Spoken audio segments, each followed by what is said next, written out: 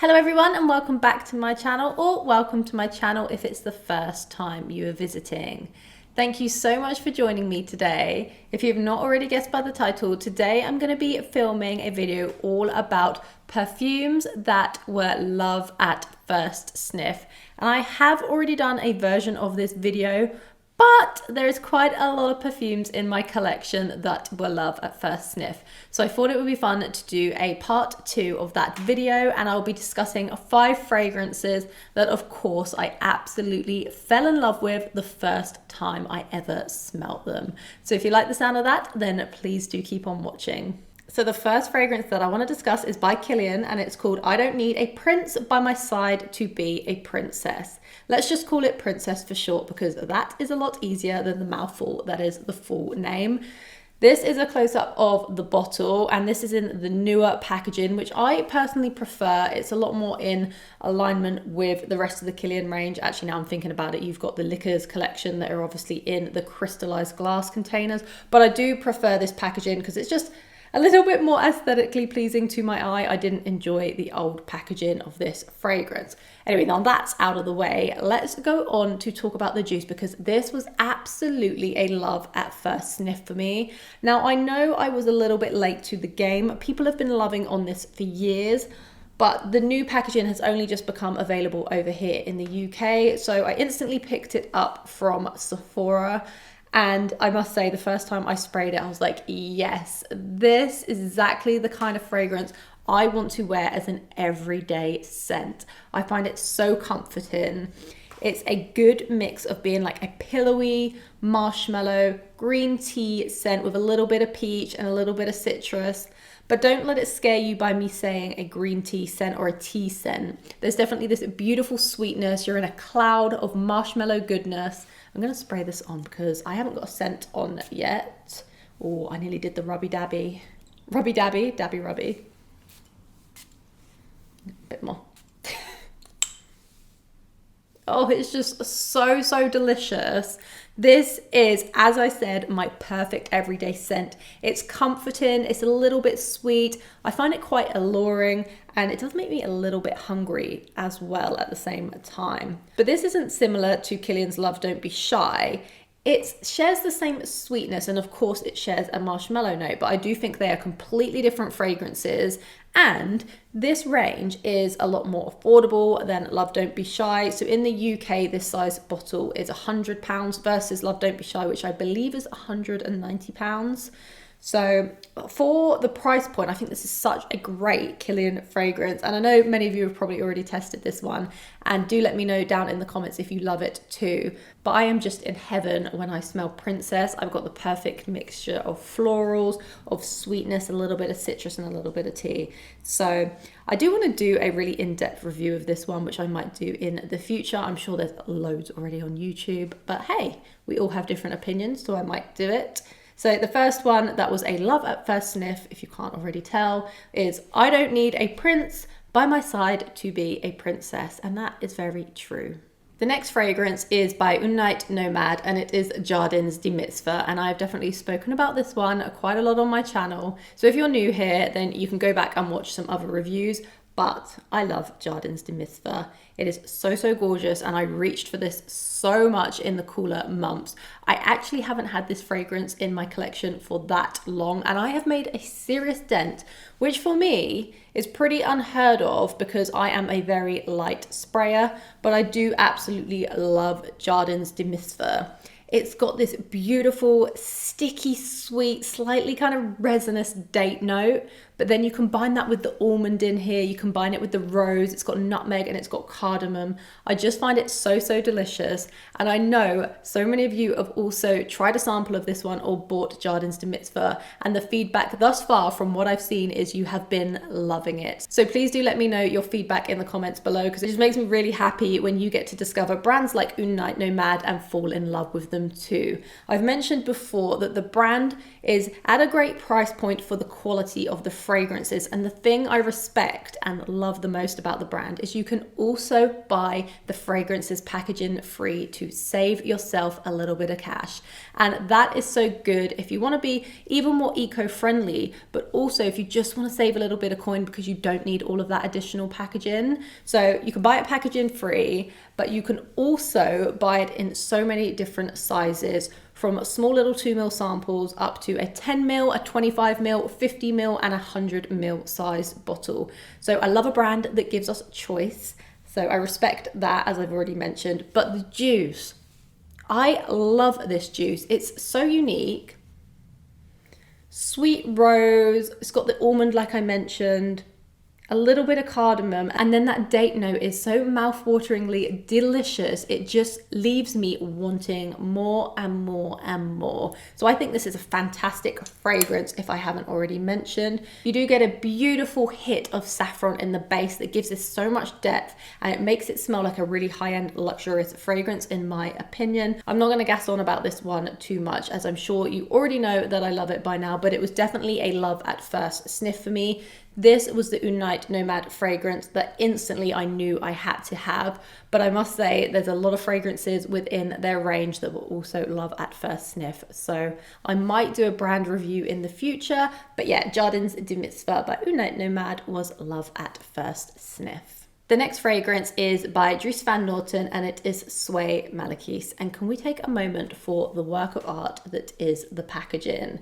Now this one is truly a work of art, and I'm sure it's not everyone's cup of tea, but whenever I see this on my perfume shelf, I have to just look at it and think, wow, that is such unique packaging. And I'm so impressed with the creativity of designing a bottle that is so different from the others on the market. Now, I haven't actually made a huge dent in this fragrance, which is crazy to me because it's one of my favorite fragrances in my collection.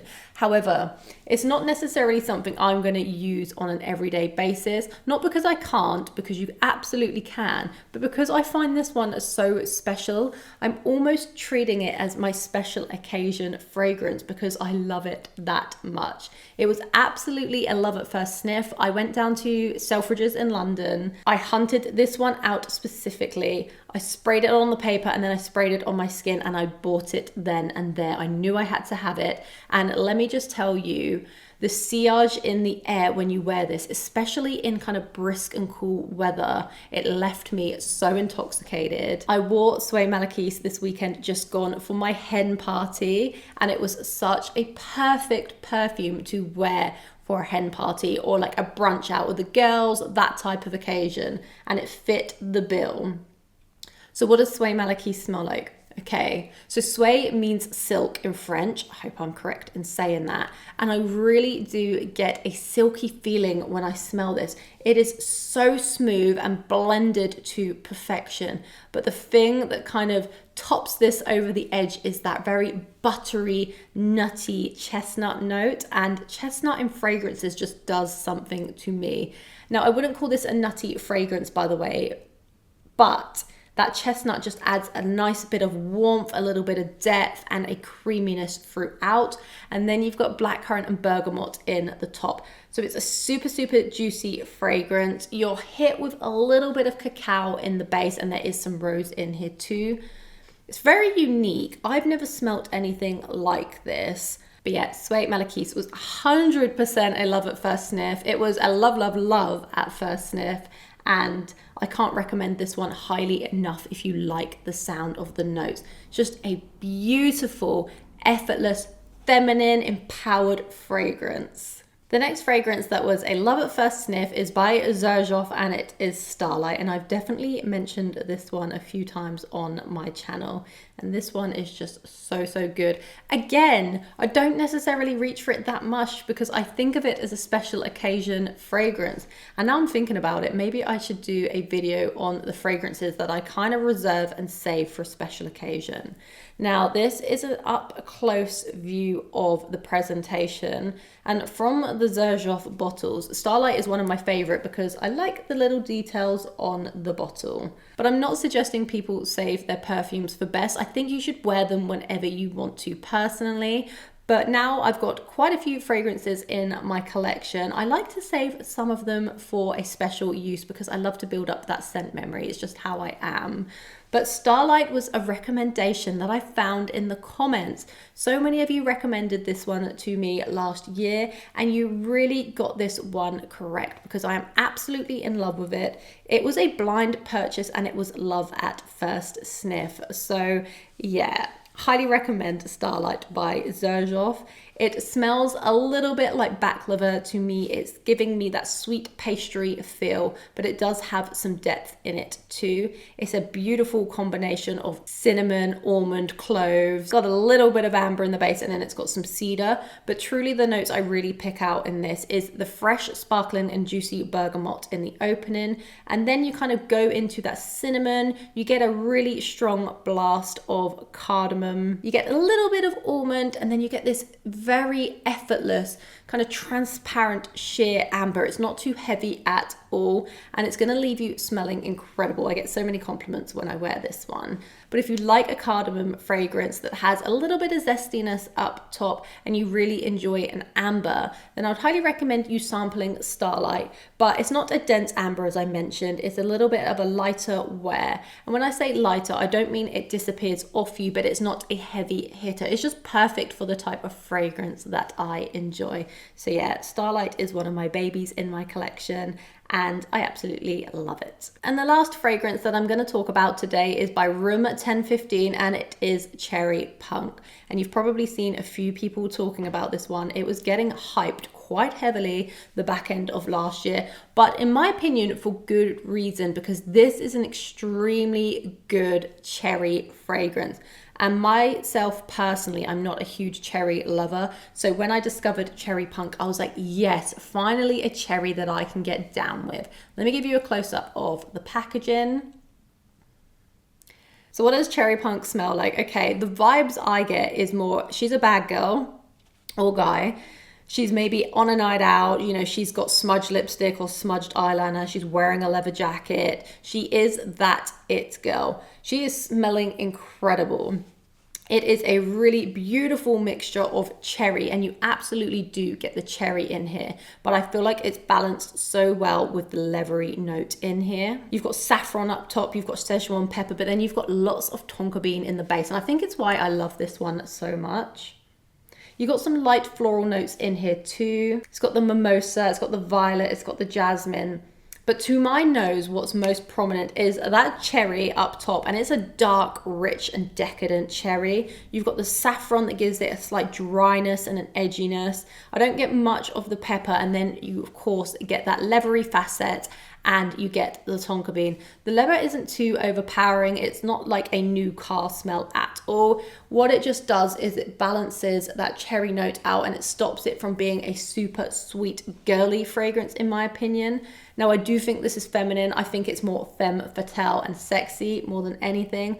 But I highly recommend Cherry Punk if you've been looking for the perfect cherry fragrance and you want something that's a little bit stronger and that's gonna last. I think the price point's good for the niche quality, and I'd highly recommend getting a sample, or they come in a 50ml or 100ml size, so whatever suits your vibes. But yeah, this is one that was love at first sniff for me. So yeah, that was Cherry Punk by Room 1015. So that was all of the fragrances that I wanted to discuss with you today. I did originally have 10 in my list. However, I feel like when I talk about too many fragrances in a video, it's just a little bit long and I have to rush through it too much. So I thought 5 was a nice number. If you would like to see a part 3, do let me know, because as I mentioned, I've got a lot of fragrances that were love at first sniff. I hope you enjoyed this video. Please do let me know what fragrances for you were a love at first sniff, because I'm always finding those good recommendations for you guys. So please do keep them coming. But thank you so much for watching this video today. If you enjoy my content, please consider subscribing and liking this video. But I hope to see you all in a video to come. Thank you so much, and goodbye.